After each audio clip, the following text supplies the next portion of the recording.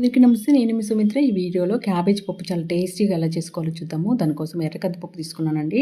కందిపప్పు బాగా వాష్ చేసుకొని నానబెట్టుకొని తీసుకున్నాను. కుక్కర్లో వేసుకున్నాను. ఒక పావు కిలో వరకు క్యాబేజ్ కట్ చేసుకొని వేసుకుంటున్నాను. కారానికి సరిపడా పచ్చిమిర్చి, ఒక పెద్ద ఉల్లిపాయ కట్ చేసుకొని తీసుకుని రఫ్గా, 3 టమాటాలు రఫ్గా కట్ చేసుకొని వేసుకున్నాను. పసుపు, చిన్న నిమ్మకాయ సైజంత చింతపండు వేసుకొని వాటర్ యాడ్ చేసుకొని కుక్కర్కి మూత పెట్టి 3 విజిల్స్ వచ్చేంత వరకు బాగా ఉడికించుకొని తీసుకోవాలి. సాఫ్ట్గా ఉడికిపోతుంది. ఉడికిన తర్వాత ప్రెజర్ అంతా పోయిన తర్వాత మూత తీసుకొని చూసుకుంటే పప్పు బాగా ఉడికిపోయింది. మ్యాషర్తో కానీ గరిటతో కానీ ఈ విధంగా కలుపుకున్నామంటే మెత్తగా మ్యాష్ అయిపోతుంది. నేను ఒకసారి మ్యాషర్తో మ్యాష్ చేస్తున్నాను. చాలా సాఫ్ట్గా ఉడికింది కదా పప్పు. ఇప్పుడు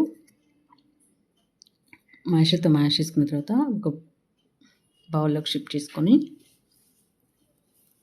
చాలా బాగుంటుందండి ఈ పప్పు. మంచి ప్రోటీన్స్ ఉంటాయి ఈ పప్పులో. అండ్ క్యాబేజ్ వేయడం వల్ల ఈ ఎర్రకంది పప్పుతోటి చాలా అంటే చాలా టేస్ట్ ఉంటుంది. సాల్ట్ వేసుకొని ఒకసారి మిక్స్ చేసుకున్న తర్వాత పోపు గిన్నె పెట్టుకొని అందులోకి ఆయిల్ వేసుకొని, ఆయిల్ హీట్ అయిన తర్వాత ఆవాలు, జీలకర్ర, ఒక ఎండుమిర్చి, క్రష్ చేసుకున్న వెల్లుల్లి, ఇంగువ, కరివేపాకు వేసుకొని ఇవన్నీ వేగిన తర్వాత పప్పులోకి షిఫ్ట్ చేసుకోవాలి. మంచి టేస్ట్తో చాలా బాగుంటుంది. చపాతీలోకి, రైస్లోకి కూడా చాలా బాగుంటుంది. యూస్ చేసుకోవచ్చు. చపాతీలోకి కూడా యూస్ చేసుకోవచ్చు అనమాట. అంత బాగుంటుంది.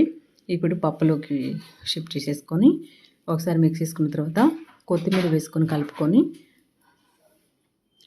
లాస్ట్లో ఒక 2 స్పూన్స్ అంత సాంబార్ పౌడర్ వేసుకొని మిక్స్ చేసుకుంటే ఎంతో టేస్టీ అయిన క్యాబేజ్ పప్పు రెడీ అయిపోయింది. చాలా బాగుంటుందండి. తప్పకుండా ఒకసారి ట్రై చేసి టేస్ట్ చేసి ఎలా వచ్చిందో కామెంట్ సెక్షన్ తెలియజేయడం మాత్రం మర్చిపోతే. వీడియో నచ్చితే లైక్ చేయండి, షేర్ చేయండి, సబ్స్క్రైబ్ చేసుకోండి. కొత్తగా మన ఛానల్ చూస్తున్నట్లయితే సబ్స్క్రైబ్ చేసుకొని మీ ఫ్రెండ్స్ అండ్ రిలేటివ్స్కి షేర్ చేయండి.